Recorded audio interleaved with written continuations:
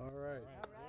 U.S. President Joe Biden this month signed an executive order seeking to make electric vehicles 40 to 50% of all cars sold in the U.S. by the end of the decade. This is a big deal. And the big three U.S. automakers put out a joint statement describing their, quote, shared aspiration of hitting Biden's target.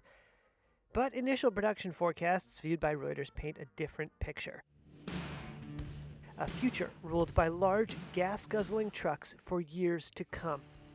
Detroit's big trucks are simply among the most popular vehicles and the most profitable. This poses a challenge to the industry and efforts by lawmakers and regulators to cut carbon dioxide emissions from combustion engines. A Reuters analysis of emissions data show that the gas or diesel pickups and SUVs generate on average more than twice the CO2 over their lifetimes as the typical electric vehicle. Hitting Biden's target would mean producing 7 million or more EVs by 2030.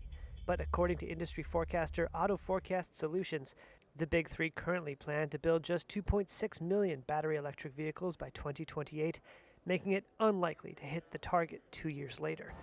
Automakers have been careful to frame their electric vehicle sales goals as dependent on consumer demand and government subsidies.